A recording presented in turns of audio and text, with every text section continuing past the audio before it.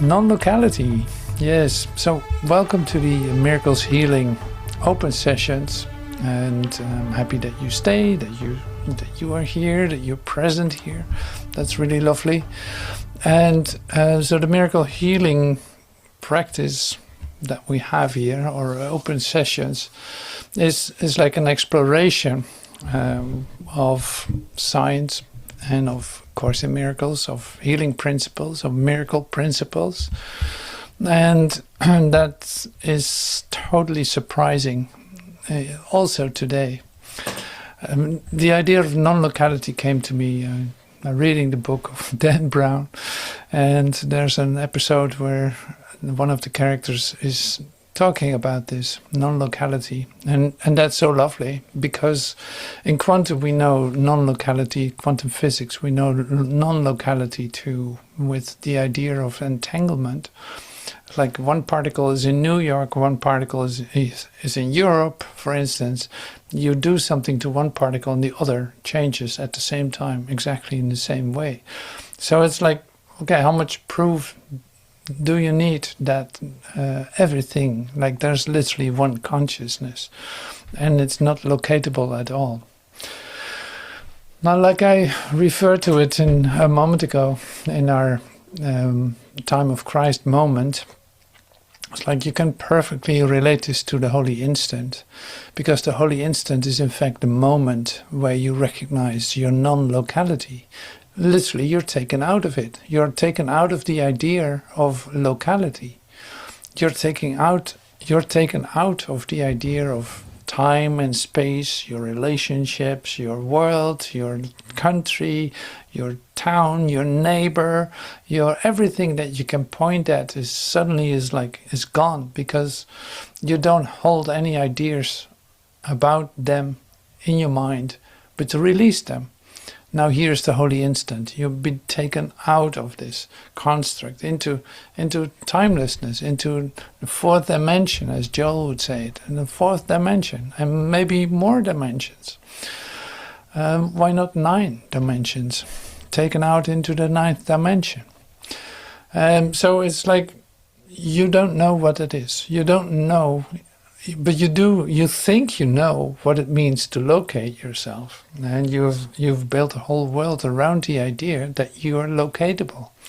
Your address, your telephone number, your email address, your everything. It's like your ID, your passport, your social security number. You're this, you're that. What do you do with that? Confirming that you are who you think you are in this world, right here, right here. At least that's what you convince yourself of. Now here comes the Course in Miracles, or here comes any whole-minded teaching, which is pretty amazing, because you see this in every tradition, of course, that the idea of non-locality, that what is Satori, what is enlightenment, what is the purpose of following a non-dualistic pathway, the Advaita, whatever. It's like it's the same idea. You're not locatable.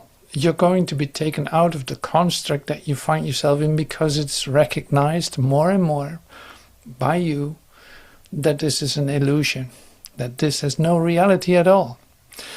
And still you can be attached to it to a certain degree and participating in it, thinking that it still is something, and you value parts of it. That's why you see it still. But basically, you recognize, I'm not locatable. I'm actually gone from this whole idea. I'm gone out of this idea. I'm not able to place myself into time and space anymore, with all the side effects of that. You can say, like I was laughing the other day, I saw Christmas trees for sale, and I'd like, oh my God, why in this moment Christmas trees? And it was like, oops, okay, yeah, I got this. If I go back a little bit here, oh yeah, it's November. And that doesn't mean that I can't remember it. It is more like I lost all the meaning of it in that moment, I didn't even know what date it was and which part of the season it would be or which season it would be. So it's like, that's one of the side effects that you can recognize maybe in yourself too. And it's fun. It's fun because it takes away the load of investment in time and space, in the celebrations that we have, in the things that we think are so important and which are just distracting you basically from letting this moment be whole. Letting this moment be whole is free of any kind of focus or accomplishment of any kind, because it doesn't have a goal to reach to, or it doesn't need to achieve a goal. It is totality in itself. Now that makes it really relaxed in the sense, because it takes the pressure of accomplishment, it takes it away. So that's why that has an immediate effect on your physicality too. It's like, that's totally amazing. Now here's the thing: is that where this isn't, you could say see it as an exercise. Like, where actually do you see yourself? Where did you place yourself today? Where is that? Where is that? Where do you place yourself?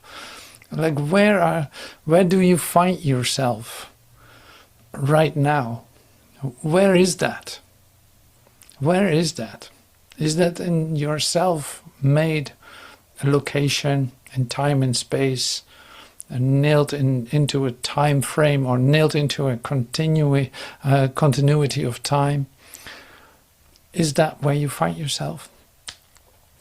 Is this where you want to place yourself? Really take a look at it. Like, is this where you want to place yourself? In time and space? In a place that actually does not exist and is a representation of an idea of separation? It is a representation of an idea of lack and limitation, of disease and disaster. Is this where you want to place yourself? If you're choosing this, right? So it's like, it starts with you. Where do you see yourself? There's one consciousness and it is yours. Where do you place yourself? So that's a real great question. Like, where do I place myself? Where am I hanging out? Where is that?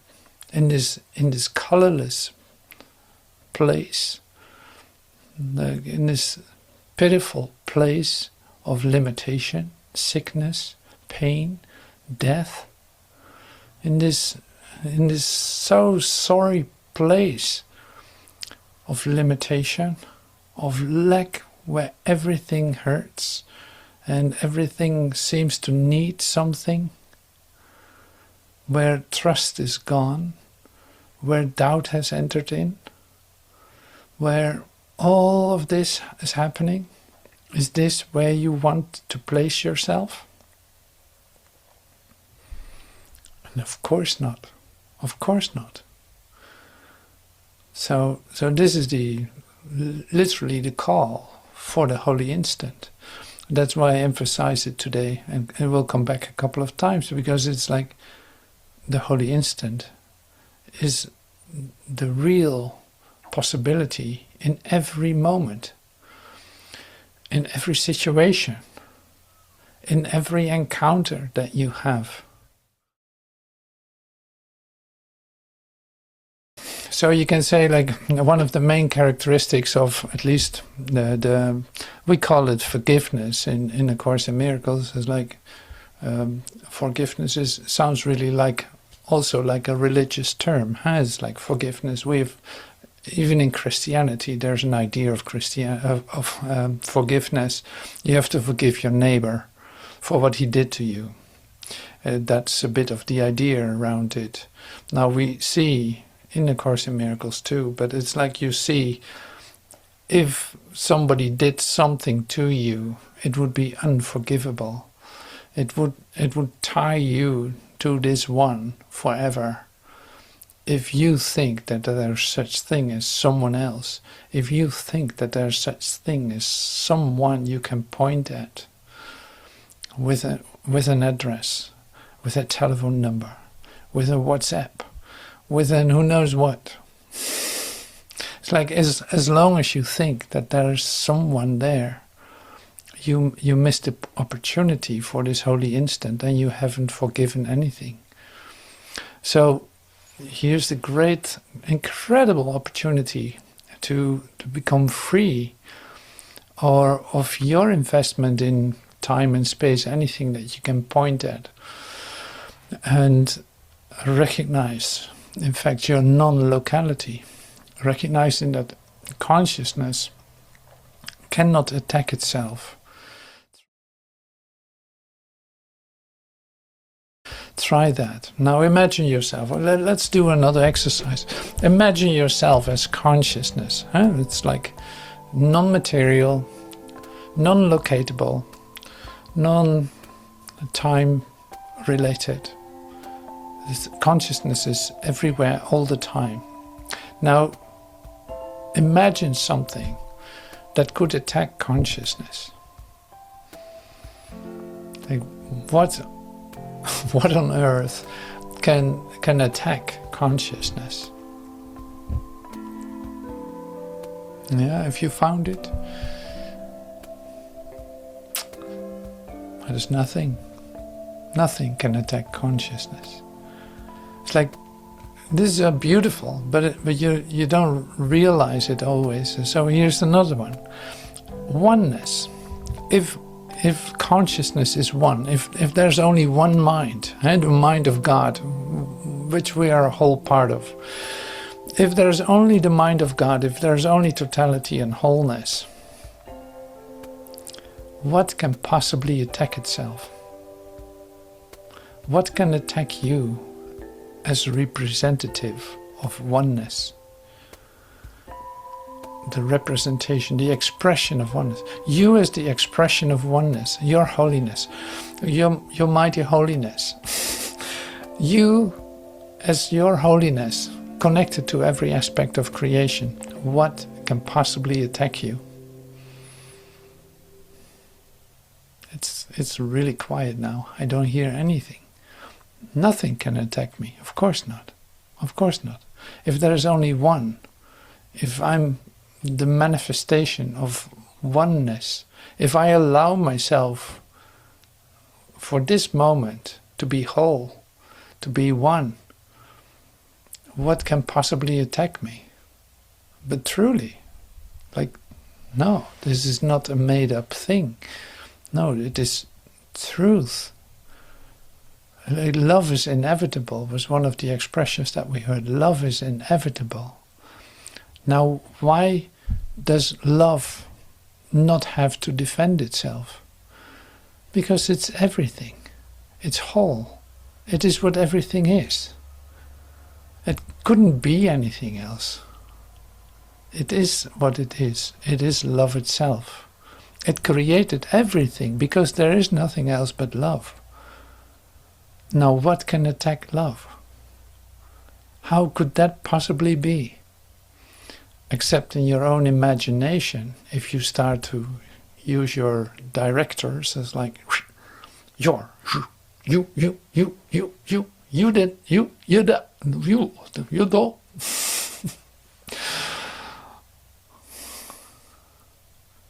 Wow, can you feel that? Wow, that's really great.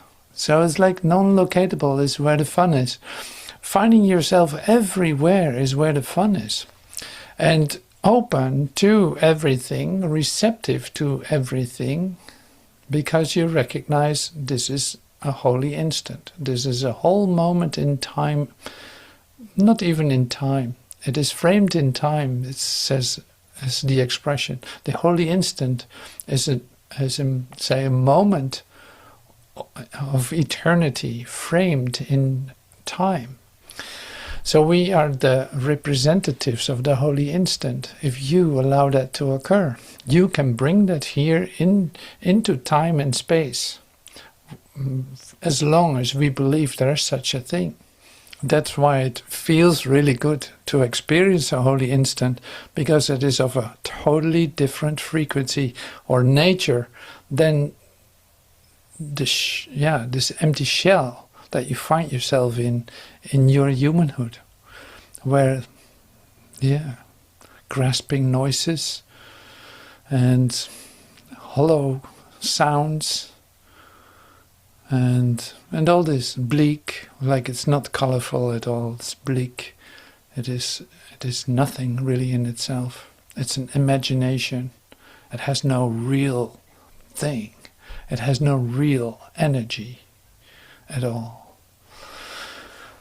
That's why you need to come up with new things in this time and space continuum. You need new things all the time. New gadgets, new who knows what. Everything needs to be replaced for something else that is better, noisier, shinier, smoother, more expensive, more this, more that.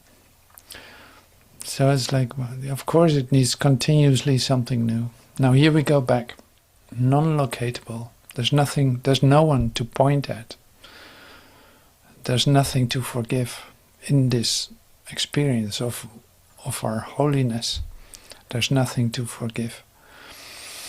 All right, so having some expressions now, I found some expressions that relate to the idea of non-locality in combination with A Course in Miracles. And these are interesting, so I love to share them with you. Non-locality and timelessness. I found a really old watch. It doesn't even have any kind of pointers. It's great. Timeless.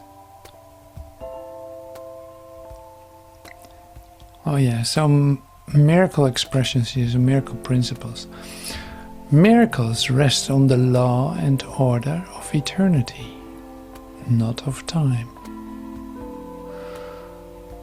Miracles rest on the law and order of eternity, not of time. A miracle rearranges the order of perception and places the levels in their true perspective. This heals at all levels, because all sickness comes from confusing the levels.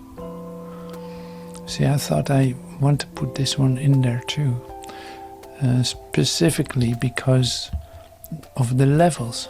Like, if you think you're a body, you think that you can locate yourself with all the consequences of it. But consciousness, and we saw this last week too, it's like with consciousness, it's not locatable. It doesn't need correction. Consciousness is whole, is one. Okay, so from lessons 161, which is a wonderful lesson, but here's one beautiful expression. One brother is all brothers. Every mind contains all minds. For every mind is one. Such is the truth. So it says, everyone, it's like there's only one mind, and it's yours. Like they're not separate minds. Now here's one thing. So with the non-locality of consciousness, it's like what happens in a conversation with anyone? You immediately place yourself, like at least this could be a very normal human interaction. You immediately place yourself outside of the other person because you ask him something that you actually already know. Like, why would you want to ask anyone anything in the recognition that you're all of it? So you do that to confirm, in fact, the separation. And this is what small talk is for. Like, why do you do small talk? To get accustomed to the other person. Why? Since you're one. You already know this one. You cannot meet a stranger. So the small talk is only to confirm your separation. Now actually you want to do the other thing, and that is recognizing that you are one with this one. And you want to feel that. You want to feel your certainty that all are one. There's one brother. There's one mind. Like we're all right here. Like in the technical or the scientific terms with non-locality, there's an expression of interconnectedness. I shared this the other day too, like interconnectedness. So that doesn't cover it, because that would mean that there are separate things and there can be connections between them. No, communication is whole to be real. Inner holy instant is a whole instant where everything is one, because everything is one. So everything that I do to confirm separation, in fact, takes me a step further away from direct communication with God. And that literally opens the door for me to fall into my ego, whatever, discoveries of separation, basically. So here, the other way around is offering the holy instant, is then accepting that for yourself. Basic healing principle that we see from Joel to like in miracles healing. You have to accept this first for yourself, because if you think there's someone else that needs something, then you miss it completely. There's nobody else there. So here I am, receiving this for myself in the totality of my openness. It is given to me to enter into a holy instant. Who is not included in that? Everyone is included in that. So this is the main principle of miracles healing. You could say, seeing nobody outside of yourself. Nobody can be located. Nobody can be seen as you're there, you're someone else, you're a stranger, I don't know you, or all these things. So you become more and more aware. In other words, you become more and more aware that you use actively your denial to separate yourself off with everything that you tell to someone else, not realizing you're one with this one. So here goes your forgiveness then. It's like the forgiveness is really the self-forgiveness of me thinking that there's somebody else that needs something.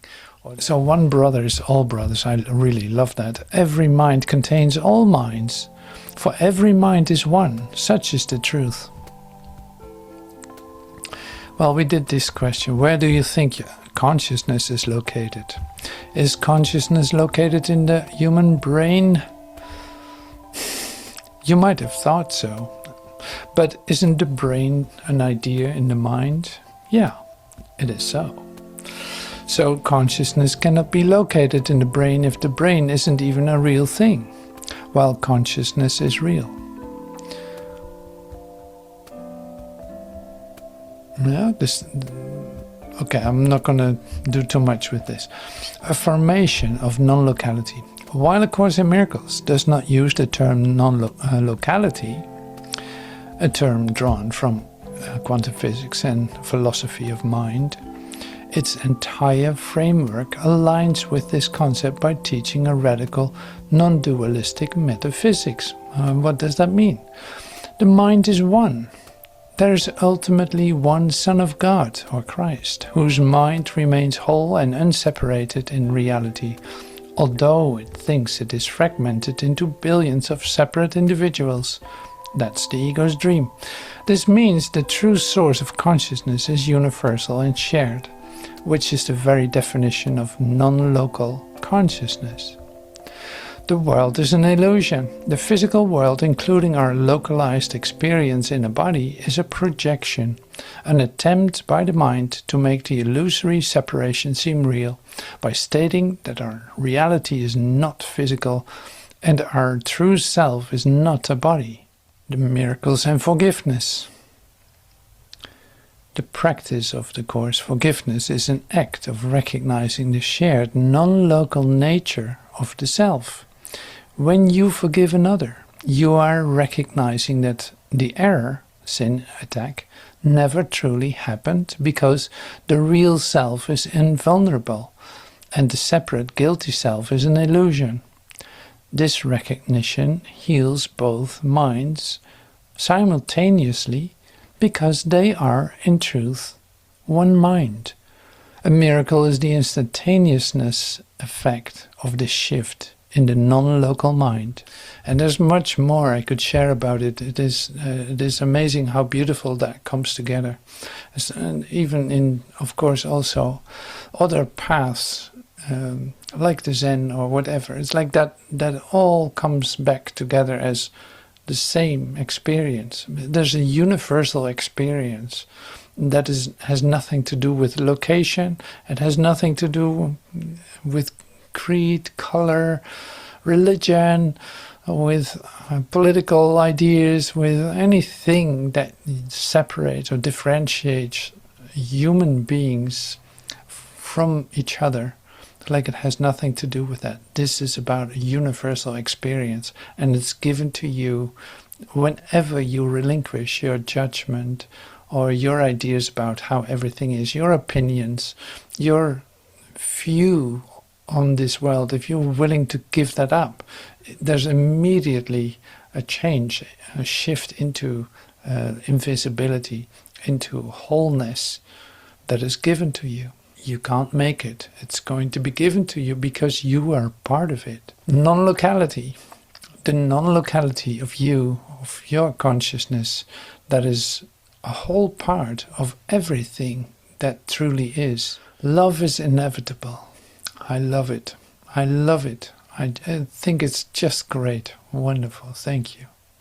So thank you so much for letting me share this with you. It's very exciting to me to discover all this. Like it's a different way of looking at it, but it's so obvious and so beautiful. Like one of the miracle principles tells you too, it's like the miracle offers more love to the giver and to the receiver. It's like, that is so great, because it's like you open that up and it gives more love to the giver and to the receiver, because God only gives. Like God only gives. This is the principle of life. You literally came in touch with the life principle, and that literally offers you more and more and more. It's always expanding. It's always more. It is like abundant on a continuing basis. That's so amazing. That's why you recognize that as that is what I want. And like you can even relate it to human beings looking for something. It's like greed is like rampant in the world. The greed, you want more. What your neighbor has, you want too. And you want more, and you want more. Like that principle comes from somewhere, because you're accustomed to more and more and more. And you look for it in form and you can't find it, and it's totally frustrating, and it's totally limiting you in your happiness, because you think you need something, and you need to get something, you need to take something in order to have that more. While more is the principle of heaven. Like there is always more.